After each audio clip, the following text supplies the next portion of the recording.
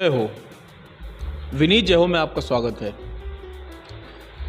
उत्तर प्रदेश में एक बार फिर भारतीय जनता पार्टी की सरकार बन गई है। चूंकि कानून व्यवस्था पर इस सरकार को पुनः वोट मिला है, एक बार फिर सरकार ने पुलिस को पूरी तरह स्वतंत्र छोड़ दिया है। लेकिन आपको पता होगा कि power pollutes everything what ever it touches. सत्ता जिसके संसर्ग में आती है उसे भ्रष्ट बना देती है। देश में आईपीसी, सीआरपीसी दो दंड विधान बनाए गए। आईपीसी ये तय करता है कि अपराध क्या है और इस अपराध की सजा क्या है। सीआरपीसी प्रोसेस को तय करता है। सीआरपीसी के सारे अधिकार पुलिस के पास होते हैं। आज मेरे साथ एक ऐसा व्यक्ति है जो शारीरिक रूप से विकलांग है और प्रशासन द्वारा उसके विरुद्ध सीआरपीसी की धारा 110 जी के तहत कार्रवाई की गई है, जिसे सामान्य भाषा में मिनी गुंडा एक्ट कह सकते हैं। सबसे पहले मैं आपको उस व्यक्ति को दिखाऊंगा। आप समझ पाएंगे कि आखिर क्या ये व्यक्ति गुंडाई कर सकता है। ये व्यक्ति ढंग से चलने में असमर्थ है और इसके ऊपर पुलिस प्रशासन द्वारा मिनी गुंडा एक्ट की कार्रवाई की गई है। जो नोटिस आया है उसमें लिखा है कि 5 लाख रुपए का मुचलका भरा जाएगा। जब किसी व्यक्ति के पास स्वयं 10,000 रुपए नहीं है तो 5,000 का मुचलका उसके लिए कौन भर देगा।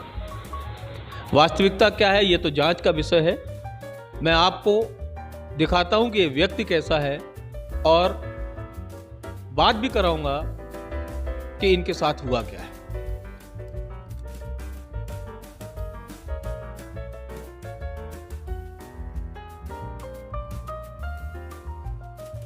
बात कराऊंगा आपकी अतुल तिवारी से।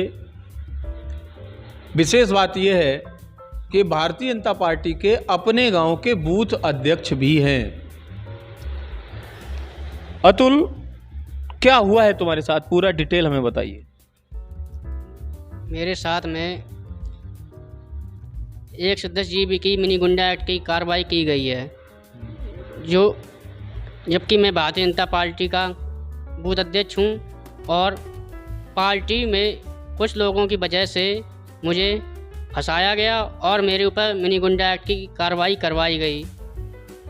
अब आप क्या चाहते हैं सरकार से? हम सरकार से ये चाहते हैं मेरे ऊपर जो कार्रवाई की गई है वो पहले जांच की जाए और फिर पहली बात तो मैं गुंडा लायक है भी नहीं, क्योंकि मैं चल भी नहीं पाता हूँ और मेरी करीब 1-1.5 साल से तबीयत ख़राब रहती है। मेरा इलाज भी हुआ लखनऊ और अभी भी चल रहा है, जो मैं चल फिर भी नहीं पाता हूँ और घर का कुछ काम भी नहीं कर पाता हूँ। फिर भी मेरे साथ में गुंडा एक्ट की कार्रवाई करवाई गई। किसने करवाई है? क्या किसी का नाम लेने की क्षमता है? नाम तो नहीं ले पाऊँगा किसने करवाई है, लेकिन कुछ विपक्षी लोगों ने करवाई है।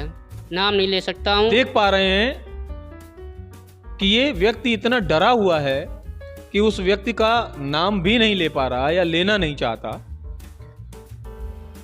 भारतीय जनता पार्टी के एक युवा नेता आशीष दुबे जी इसका साथ दे रहे हैं। इनसे बात करता हूं और समझता हूं कि आखिर ये सब हो क्या रहा है और अब कैसे इससे निजात दिलाई जाएगी। आप बताएं, आप कैसे मदद कर पाएंगे और कैसे इससे निजात दिलाएंगे? अतुल जी हमारे भारतीय जनता पार्टी के बूथ अध्यक्ष हैं रजुआ मऊ ग्राम से, और लगातार मैं देखता चला आ रहा हूँ इनके साथ हर साल एक ना एक घटना विपक्षियों के षड्यंत्र के अनुसार बार बार की जा रही है। और अतुल जी, मैं 2008 से लगातार अतुल जी को देख रहा हूँ। भारतीय जनता पार्टी के हर एक कार्यक्रम में रह रहे हैं। हर एक पार्टी के जो भी कार्यक्रम पार्टी देती है अतुल जी को पूर्ण तन्मयता से वो उस पर काम करते हैं। मेरी इंस्पेक्टर साहब से भी बात हुई है। इंस्पेक्टर साहब ने ये कहा ये 10 जी की कार्रवाई जो इनके ऊपर हुई है, मैं इस पर देख रहा हूँ और एसडीएम साहिबा से भी मेरी बात हुई है। एसडीएम साहिबा ने मुझे आश्वासन दिया है कि मैं जल्द से जल्द इस पर कुछ ना कुछ कार्रवाई करके इस मिनी गुंडा एक्ट को हटाने का काम करूंगी। पर समस्या ये है कि आप बता रहे हैं लगातार विपक्षियों के द्वारा, सरकार आपकी है, विपक्षी फिर भी इनके ऊपर कार्रवाई करवा दे रहे हैं। क्या मतलब हुआ फिर, काहे की भारतीय जनता पार्टी की सरकार? विपक्षी, अगर ये कहा जाए कि विपक्षी दूसरी पार्टी के लोग नहीं हैं, हमारी ही पार्टी के कुछ ऐसे लोग हैं जो बार बार इनको प्रताड़ित करने का काम किया जा रहा है।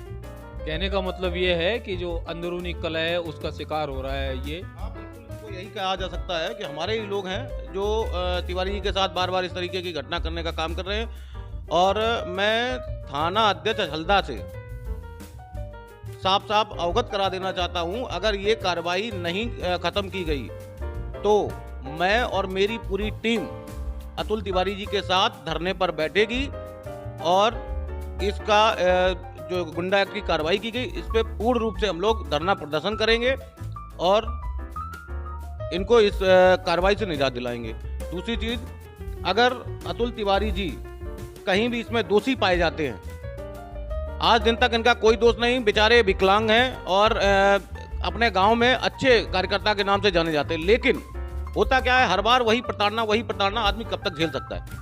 यदि ये गलत निकलते हैं तो क्या आप फिर भी इनका सपोर्ट करेंगे? नहीं, गलत भारतीय जनता पार्टी का कार्यकर्ता गलत हो ही नहीं सकता। भारतीय जनता पार्टी कार्यकर्ता को इतनी शिक्षा दी जाती है कि वो गलत का ना तो गलत करेगा ना गलत का साथ देगा।